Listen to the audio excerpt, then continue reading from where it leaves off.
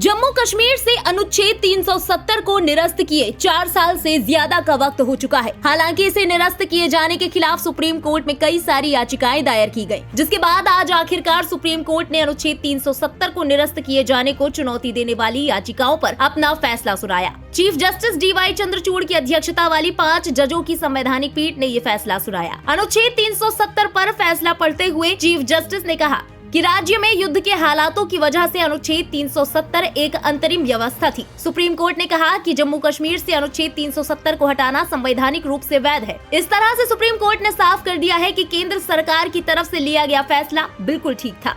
वही supreme court के इस फैसले के बाद से जहां जम्मू कश्मीर समेत पूरे देश में खुशी की लहर दौड़ गई है, तो वही दूसरी तरफ यूपी में भी इस पर सत्ता पक्ष और विपक्ष की प्रतिक्रियाओं से राजनीतिक हलचल तेज हो चुकी है। इसी कड़ी में यूपी के मुख्यमंत्री योगी आदित्यनाथ ने पूर्ववर्ती जम्मू कश्मीर राज्य को विशेष दर्जा देने वाले अनुच्छेद 370 को निरस्त करने संबंधी केंद्र सरकार के फैसले को बरकरार रखने के सुप्रीम कोर्ट के निर्णय का स्वागत करते हुए कहा कि ये फैसला एक भारत श्रेष्ठ भारत की भावना को मजबूती प्रदान करने वाला है। सोशल मीडिया प्लेटफॉर्म एक्स पर पोस्ट करते हुए सीएम योगी ने लिखा, माननीय उच्चतम न्यायालय द्वारा धारा 370 और 35A के संबंध में दिया गया निर्णय अभिनंदनीय है। ये एक भारत श्रेष्ठ भारत की भावना को मजबूती देने वाला है। राष्ट्र प्रथम की भावना के साथ आदरणीय प्रधानमंत्री नरेंद्र मोदी जी के नेतृत्व में जम्मू कश्मीर को देश की मुख्य धारा से जोड़ने वाले ऐतिहासिक कार्य के लिए 25 करोड़ प्रदेशवासियों की ओर से उनका पुनः हार्दिक आभार। तो वहीं सूबे के पूर्व मुख्यमंत्री और सपा अध्यक्ष अखिलेश यादव ने भी अनुच्छेद 370 को निरस्त करने के सरकार के फैसले को सुप्रीम कोर्ट द्वारा वैध बताए जाने पर अपनी प्रतिक्रिया दी है। मीडिया से बात करते हुए अखिलेश यादव ने कहा कि आज सुप्रीम कोर्ट के फैसले के बाद कोई नई बात नहीं कही जा सकती। हालांकि अखिलेश ने इस दौरान सीमाओं की सुरक्षा और लद्दाख में चीन की घुसपैठ की सामने आई खबरों को लेकर भी सरकार को घेरा।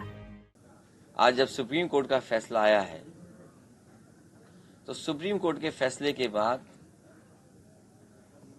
कोई अब नई बात नहीं कही जा सकती है। सुप्रीम कोर्ट का फैसला जो आया उससे पूरे के पूरे लोग अपना तर्क दे सकते हैं, लेकिन सहमत हैं। सुप्रीम कोर्ट के फैसले के बाद कोई बात बनती नहीं है, लेकिन कुछ सवाल ऐसे हैं सीमा की सुरक्षा को लेकर के। भारतीय जनता पार्टी को सीमा की सुरक्षा को लेकर के और ठोस क्या फैसले उठाएंगे वो बताने पड़ेंगे देश की जनता को, क्योंकि इधर जब लद्दाख को लेकर के सवाल खड़े हुए थे और चीन अंदर आ गया था और अभी भी वहीं बैठा है जहां पर उसको बैठना था, वो पीछे नहीं हटा है। तो प्रदेशों का बंटवारा हो गया, 370 हट गई, लेकिन चीन के लोग अंदर आ गए।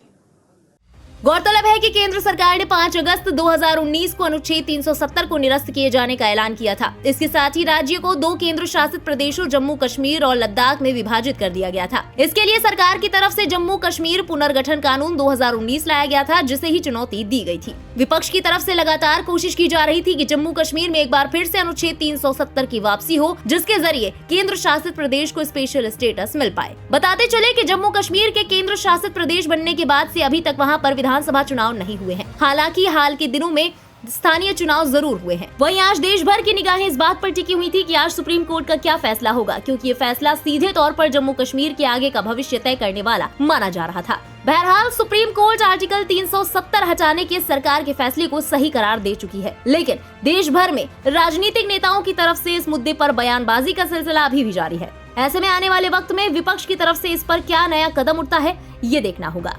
बहरहाल इस खबर में अभी के लिए बस इतना ही। देश और दुनिया की बाकी खबरों के लिए सब्सक्राइब करें इंडिया पब्लिक खबर के YouTube चैनल को और बेल आइकन दबाना बिल्कुल ना भूलें।